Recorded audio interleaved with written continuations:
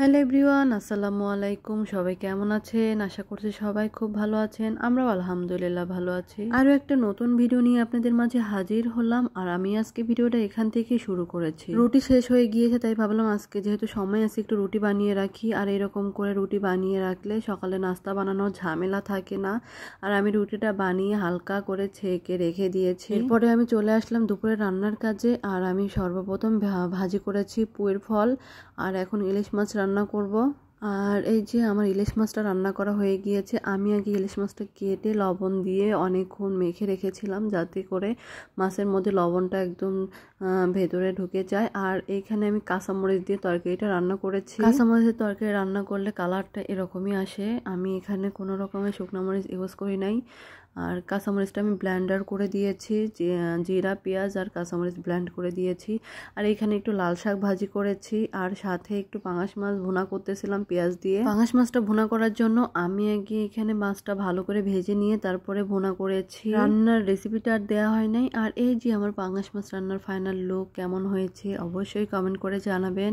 একটু ঝাল ঝাল করে রান্না করেছি পাঙাশ মাছটা। পাঙাশ মাছ একটু ঝাল হলে বেশি মজা লাগে। ওটা ছিল দুপুরের রান্না। আর এখন আমি রান্না করব বিরিয়ানির জন্য আমি আগে পেঁয়াজগুলো ভেজে নিচ্ছি বেরেস্তা বানানোর জন্য। একদিকে আমি পেঁয়াজ বেরেস্তা করে নিচ্ছি, আর একটা চুলায় আমি এই যে প্যান বসিয়ে তেল দিয়ে এখন পোলাও চাউলটা ভেজে নিচ্ছিলাম। চালটা আমি একটু ভালো করে ভেজে নিব লাল লাল করে, তারপরে কষানো মাংসটা এটার সাথে অ্যাড করে দিব। এখন চালটা ভালো করে ভেজে নিতে হবে। আর এই যে মাংসটা আমার আগে থেকেই কষানো ছিল, আমি বক্সে রেখে দিয়েছিলাম ডিপে। তো ভাবলাম যেহেতু মাংস আছে, তো আমি রাতে একটু ঝটপট বিরিয়ানি রান্না করে দিই সবার জন্য।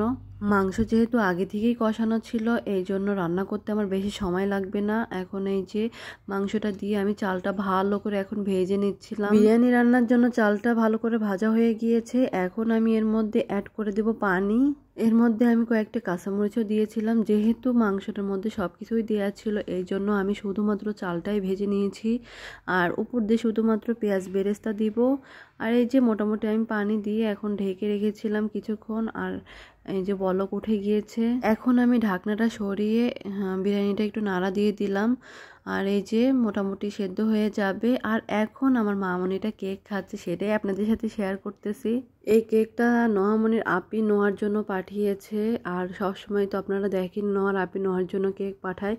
আর এই কেকটা ও নিজ হাতে বানিয়েছে। প্রত্যেকবার আমার ভাগ্নি নোহার জন্য অনেকগুলো করে কেক পাঠায়। আর এবার সে সময় পায় নাই, কারণ নোহার মামা আসবে, আর কখন আসবে সেটা বলে নাই। তো 1 ঘন্টা আগে বলেছে, তো 1 ঘন্টার মধ্যে যতটুকু পেরেছে ইনস্ট্যান্ট বানিয়ে দিয়েছে। এখানে 3টা জার কেক আর হচ্ছে পাউন্ড কেক দিয়েছে একটা। আর নোহার বড় খালামণি আমার জন্য পাঠিয়েছে রসুনের পাতা ভর্তা, মানে রসুনের পাতাটা একদম ভেজে দিয়েছে যাতে করে নষ্ট না হয়ে যায়, কারণ এটা অনেকদিন আগে ফ্রোজেন করে রেখেছিল আমার জন্য।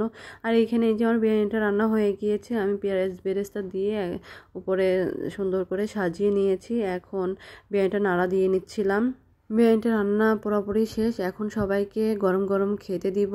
আর বিরিয়ানি গরম গরম খেতে বেশি মজা লাগে। আর এটা ছিল শুক্রবারের ভিডিও, মানে সন্ধ্যা থেকে এই ভিডিওটা করেছি। সন্ধ্যার সময় ভাবলাম যে একটু করে পিঠা বানিয়ে দেই নোহামনের পাপার জন্য। আর এই যে আমি এখানে পিঠা বানিয়ে একদম ভেজে নিয়ে এসেছি। এই পিঠাগুলো আমি কলিজা দিয়ে বানিয়েছি, আর সেটা রেসিপি নেই নাই। আর এগুলো খাওয়া দাওয়া শেষ করে আমরা একটু বাইরে গিয়েছিলাম।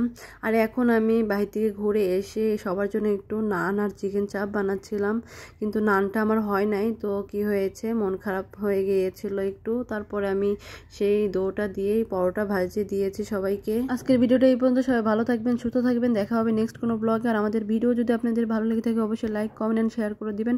সবাই সুস্থ থাকবেন। আল্লাহ হাফেজ, আসসালামু আলাইকুম।